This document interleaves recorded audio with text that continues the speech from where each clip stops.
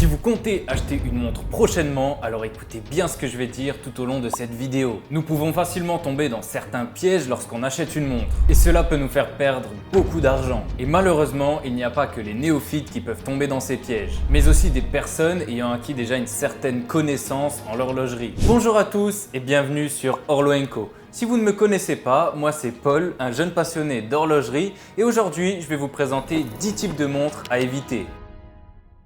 Cette vidéo risque d'être un petit peu longue, donc posez-vous tranquillement, allez chercher du popcorn et une boisson et on est parti. On commence tout de suite avec les montres trop modernes. Par montres trop modernes, je veux dire des montres qui sont simplement un effet de mode et qui ne risquent pas de durer dans le temps. Je ne sais pas si vous vous rappelez, mais il y a quelques années, c'était la mode des montres en bois. D'ailleurs, quelle horreur, enfin je sais pas, ce n'est pas joli. Non, désolé si c'est votre type de montre, votre style de montre, mais personnellement, je trouve ça vraiment hyper moche. Bref, ces montres en bois étaient simplement une mode passagère. Quasiment plus personne ne porte ça de nos jours, j'ai envie de dire heureusement. Et attention ici, je parle pas d'une belle Rolex Day-Date en or jaune avec un cadran en bois, non, je parle des montres avec l'entièreté du boîtier en bois.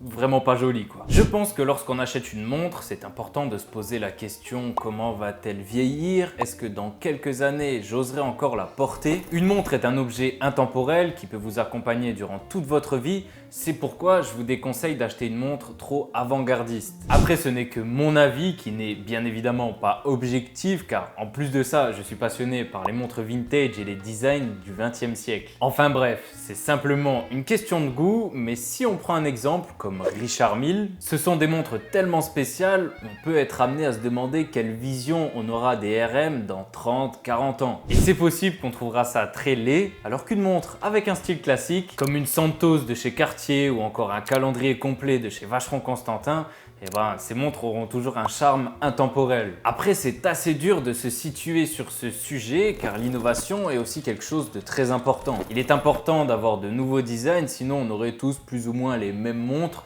et le design des montres n'aurait pas évolué depuis des décennies. Et puis si ça se trouve, certains designs avant-gardistes aujourd'hui seront des classiques dans quelques dizaines d'années. On a déjà eu l'exemple avec le célèbre Genta et la Royal Oak qui à sa sortie cassait un petit peu les codes de l'horlogerie, en tout cas du design de ce qu'on attendait d'une montre. Et aujourd'hui, c'est devenu un incontournable. Enfin, ce point, je voulais surtout l'aborder pour mettre en exergue l'importance de prendre le temps de bien choisir sa montre et d'être sûr que la montre que vous allez acheter n'est pas simplement un effet de mode que vous ne porterez plus d'ici quelques jours si vous n'avez pas de chance et quelques années dans le meilleur des cas. Et attention, je ne suis pas contre avoir une pièce ou deux dans sa collection qui a un style un petit peu avant-gardiste. Ça peut être vraiment cool, mais attention, si c'est votre première montre, je vais vous conseiller un peu plus de partir sur une montre avec un style plus classique on dira. Ce sera plus simple de garder cette montre longtemps et aussi de l'accorder avec différentes tenues. Le second point est assez lié avec celui que l'on vient d'aborder et c'est tout simplement le fait d'acheter des montres car elles sont à la mode. Ici, je ne parle pas forcément des montres qui étaient à la mode comme les montres en bois, mais plus des montres de marques plus connues, plus réputées, mises en avant très souvent par des youtubeurs horlogers dont je fais partie évidemment. Alors évidemment, c'est important de se renseigner, de découvrir des choses, d'explorer différents avis, mais en aucun cas vous devez acheter une montre car quelqu'un vous a dit de l'acheter. Ce qui peut être assez difficile de nos jours car prenons mon exemple, je fais pas mal de vidéos où je vous présente des montres. Et évidemment, il y a des montres qui reviennent assez fréquemment au cours de ces vidéos, car c'est tout simplement des bonnes montres, en tout cas à mes yeux. Mais ce n'est pas parce que je dis qu'une PRX est bien qu'il va falloir acheter une PRX. Ce n'est pas parce que quelqu'un vous dit que telle montre est bien qu'il va falloir aller l'acheter. On en revient toujours à la même chose. Posez-vous la question, est-ce que cette montre vous convient? Est-ce que celle-ci vous plaît?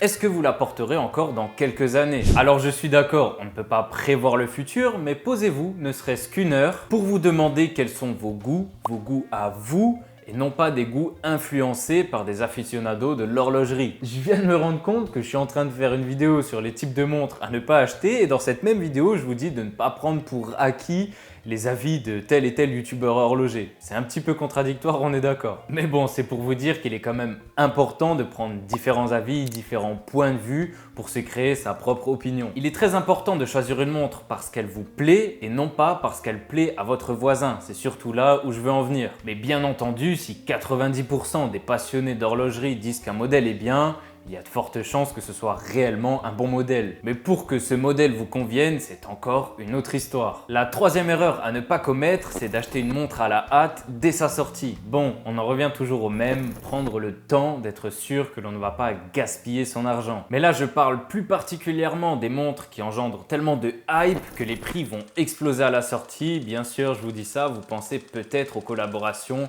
Swatch X Omega et Swatch X Blancpain. Et encore que Swatch X Blancpain, il n'y a pas eu autant de hype que Swatch X Omega. Achetez une montre parce que vous la voyez partout sur les réseaux sociaux, que tout le monde en parle et qu'il y a une énorme hype autour d'un modèle, n'est pas forcément une bonne idée. Encore plus si vous l'achetez au moment de la bulle spéculative, là où les prix sont à leur paroxysme. Si on reprend l'exemple de la Moonswatch, à sa sortie, elle a atteint des prix ahurissants pour une montre qui n'est même pas en édition limitée. Certains ont dû être vraiment déçus d'acheter plus de 1000 € une Moonswatch et de ne pas avoir attendu que la hype se calme un petit peu. Mais attention, depuis tout à l'heure, je vous dis ouais, il faut prendre son temps, il faut bien réfléchir, il faut être sûr de son choix lorsqu'on achète une montre. Mais cela ne veut pas dire qu'il ne faut pas écouter son cœur lors du choix de votre prochaine montre. Moi-même, il m'arrive d'ailleurs très fréquemment de faire des achats coup de cœur, c'est-à-dire que je tombe sur un modèle, je tombe sur une montre, j'en tombe amoureux et donc je l'achète. Mais en amont, j'ai déjà fait le travail de connaître mes goûts, de savoir ce que j'aime et aussi, très important, ça on l'oublie assez fréquemment, mais c'est important de savoir quel type de montre nous va bien. Car on peut trouver une montre magnifique, mais lorsqu'on la passe au poignet, on se rend compte qu'elle ne nous va pas du tout. Mais bon, je reviendrai un petit peu plus tard dans cette vidéo sur ce point. Alors oui, évidemment, il est important de ne pas ignorer les coups de cœur. De toute façon, c'est quelque chose vraiment de sensationnel, enfin je sais pas. C'est indescriptible comme sensation lorsque vous avez un coup de cœur sur quelque chose et que vous l'achetez.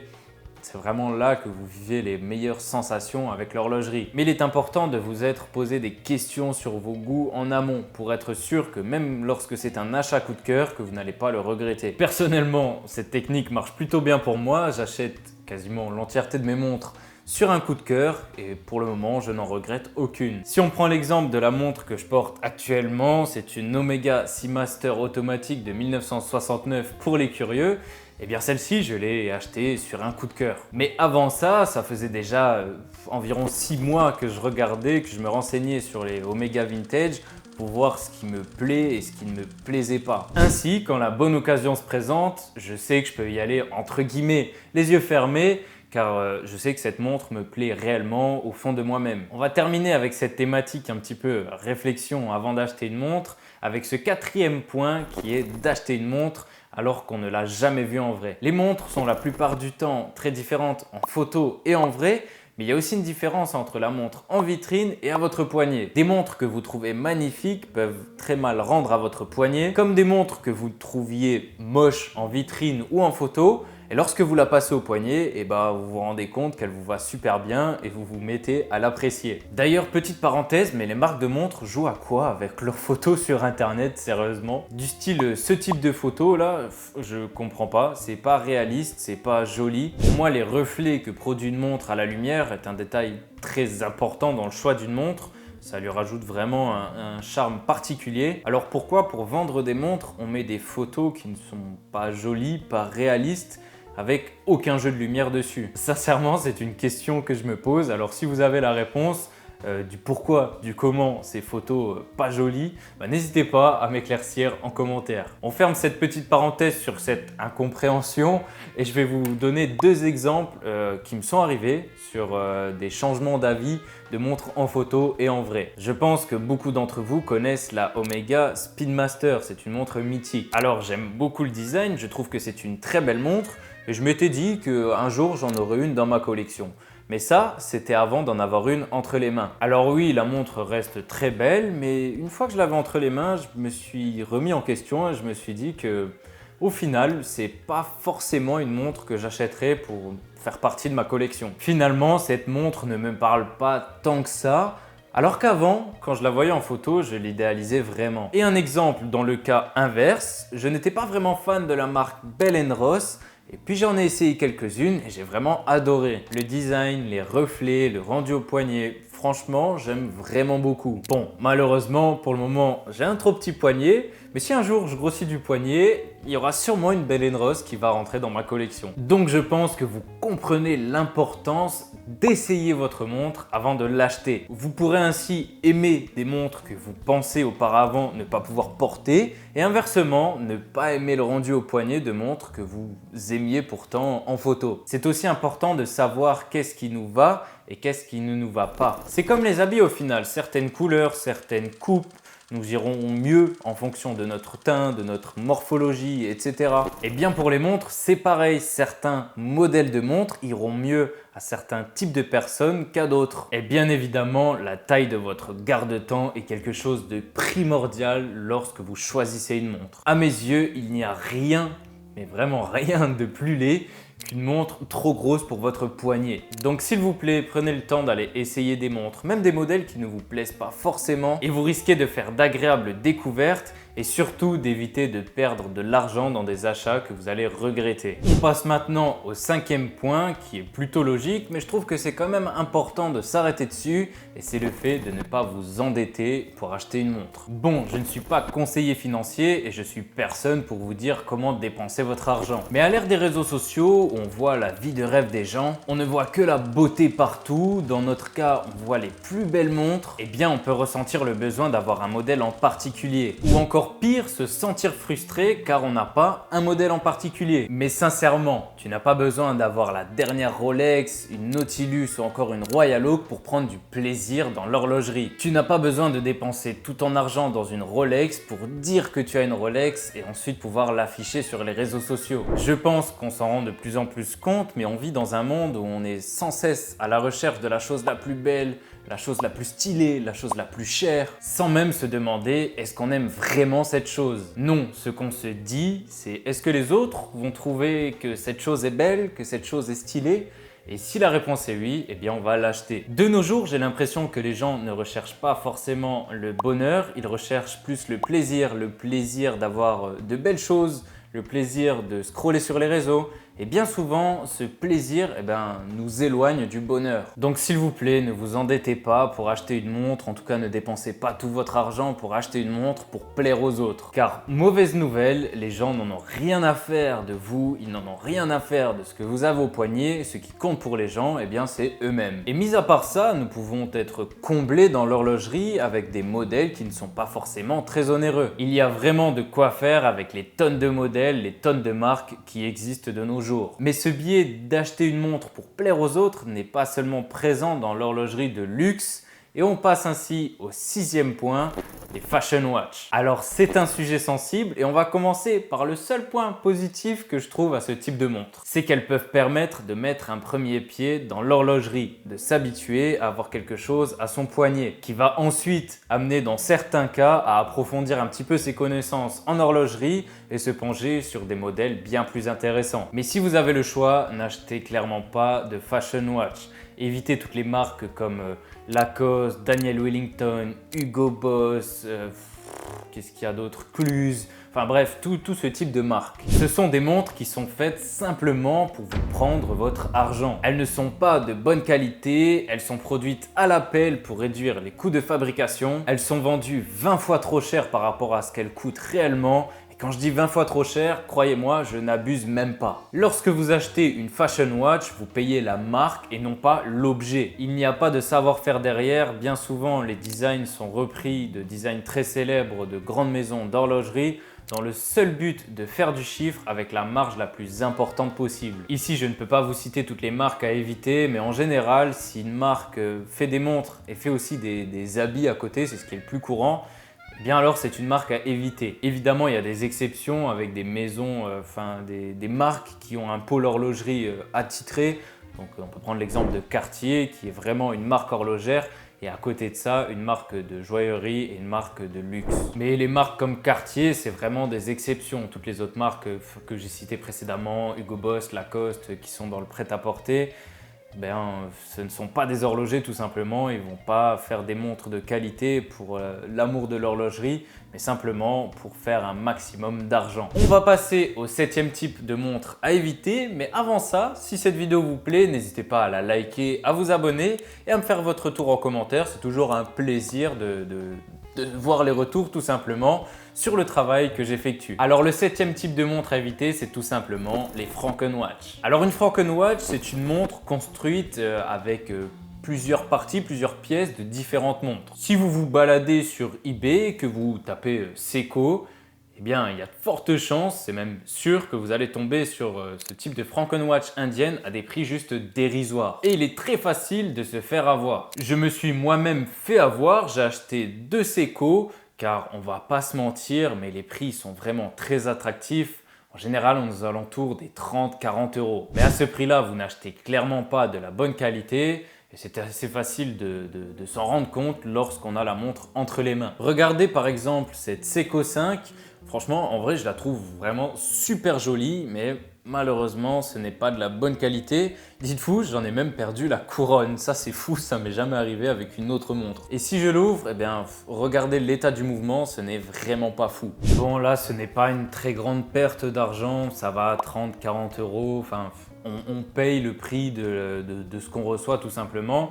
Mais au moins, c'est important de le savoir que si vous achetez ce type de montre, bien, ce ne sont pas des montres de qualité, ce ne sont pas des montres qui vont vous durer dans le temps. Mais des fois, les Frankenwatch peuvent vous faire perdre beaucoup d'argent. Car là, on a parlé de Frankenwatch à quelques dizaines d'euros, mais il en existe aussi à plusieurs milliers d'euros. En effet, vous pouvez tomber sur une Rolex avec un mouvement non officiel à l'intérieur. On trouve assez facilement sur internet des répliques de mouvements Rolex qui sont esthétiquement identiques pour quelques centaines d'euros. Ainsi, il y en a qui arnaquent leurs clients en vendant des montres non officielles à des prix exorbitants, enfin en tout cas à des prix d'une montre officielle avec tout d'origine sur la montre. Cela me permet de rebondir sur le 8e point avec l'achat de montres en seconde main ou encore sur le marché gris. Faites très attention à ça. Assurez-vous que les photos sont bien conformes à la montre, qu'elles n'ont pas été retouchées, que toutes les pièces sont bien d'origine. Car là, une fois achetées, en cas de problème, vous n'aurez aucune garantie. Alors prenez le temps de trouver le bon vendeur, de vérifier que la montre est bien authentique et que vous n'êtes pas en train de vous faire arnaquer. La vente de montres est quelque chose de très compliqué, ça nécessite énormément de connaissances. Donc faites bien attention aux revendeurs que vous choisissez, ça va très vite de perdre énormément d'argent. Et entre nous, je pense que personne n'a envie de perdre de l'argent. On passe maintenant au 9e type de montre à éviter. Bien évidemment, il fallait qu'on en parle, les fausses montres. Bon, toute personne un minimum sensée n'achètera pas de fausses montres, mais sincèrement, n'achetez pas ce type de montre. Vous financez des organisations qui ne méritent pas cet argent. Et l'excuse qui revient le plus souvent, c'est oui, j'achète cette montre car j'ai la vraie à la maison, mais je la garde en sécurité, du coup pour sortir, je mets la fausse. Mais je suis désolé, cette excuse n'est pas valable du tout à mes yeux. Une fausse montre, une montre de contrefaçon, c'est illégal. Alors dans le cas où vous voulez garder votre montre en sécurité, autant partir, je sais pas, sur une montre hommage ou alors sur d'autres montres qui ressemblent, dont le design est assez proche de la vraie. Il y a tellement de montres abordables dont le design se rapproche de montres de luxe. On peut prendre l'exemple de la Seiko SUP 880 qui ressemble fortement à la Tank de chez Cartier. Et là, au moins, vous ne portez pas de fake, vous portez une montre d'une marque respectable et non pas une montre d'une organisation frauduleuse. Acheter du faux, c'est se mentir à soi-même. Alors soyez honnête avec vous-même, n'essayez pas de tromper votre monde en achetant des fausses montres, c'est tout simplement ridicule. Ici, je parle bien évidemment d'acheter du faux lorsqu'on en a conscience et non pas des fois où on peut se faire arnaquer en achetant du faux alors qu'on pensait que c'était du vrai, un modèle original quoi. Surtout pensez à consulter des experts lorsque vous allez acheter une montre de luxe car le faux devient de plus en plus indétectable et ça fait très peur. On passe maintenant au dernier type de montre à éviter et je vais parler des smartwatches. Alors je n'ai pas vraiment quelque chose contre les smartwatches. Au contraire, elles peuvent être utiles pour plein de tâches différentes. Je ne sais pas, contrôler sa santé. Et en plus de ça, ça réhabitue les gens à porter quelque chose à leur poignet. Donc pour ces raisons, une smartwatch peut être un bon choix. Moi je parle plus du fait d'avoir exclusivement une smartwatch dans sa collection. S'il vous plaît, achetez au moins une, ne serait-ce qu'une seule vraie montre qui qui sera intemporel, que vous pourrez garder longtemps et qui n'a pas de mise à jour à effectuer. Une smartwatch, ça ne dure pas dans le temps, vous allez devoir la jeter, en racheter une autre. Alors qu'une montre classique, ça peut durer une vie, voire même se transmettre sur plusieurs générations. En plus de l'aspect montre jetable, une smartwatch, c'est vraiment pas joli. Enfin, si on parle sérieusement, c'est pas beau. C'est un gros bout de plastique sur son poignet. Et je ne sais pas vous, mais personnellement, moi, ça me choque de voir quelqu'un en costume, avec un joli costume bien taillé, tout ce que vous voulez. Et il a une Apple Watch au poignet. Enfin, il y a quelque chose qui va pas là-dedans. Une montre doit être la touche supplémentaire à votre style, je dirais la cerise sur le gâteau. Donc si vous portez un costume, portez une belle montre classique et non pas un bout de plastique sur votre poignet. Et en plus, bien souvent, les diamètres sont beaucoup trop gros pour vos poignets tout simplement. Et quand je dis belle montre, attention, je ne parle pas forcément de montre à plusieurs centaines d'euros, milliers d'euros. Enfin, c'est pas forcément obligé d'être une montre très onéreuse. Prenons l'exemple de la Orient Bambino, qui est une très belle dress watch et qui vaut aux alentours d'être 200 €. Une vraie montre est une tradition, une smartwatch est une menace envers l'horlogerie. Ça peut mettre un vrai coup à l'horlogerie, comme la crise du quartz dans les années 70 par exemple. Donc s'il vous plaît, si vous possédez uniquement une seule smartwatch dans votre collection, eh bien achetez une autre montre, une montre classique, une vraie montre. Et je peux vous assurer que ça va vous changer la vie d'avoir une belle montre à votre poignet. Et voilà pour 10 types de montres à éviter. Il est important d'apprendre à connaître vos propres goûts, ce qui vous va bien, acheter une montre pour vous, pour votre plaisir, et non pas pour la reconnaissance des autres. J'espère que cette vidéo vous a plu. Si c'est le cas, n'hésitez pas à me le faire savoir en likant cette vidéo, en vous abonnant évidemment. N'hésitez pas non plus à mettre vos types de montres à éviter en commentaire, ceux que j'aurais pu mettre dans cette vidéo. Moi je vous dis à dimanche prochain, 18h30 comme d'habitude, pour une nouvelle vidéo sur l'horlogerie. Mais en attendant, n'oubliez pas, prenez soin de vos montres.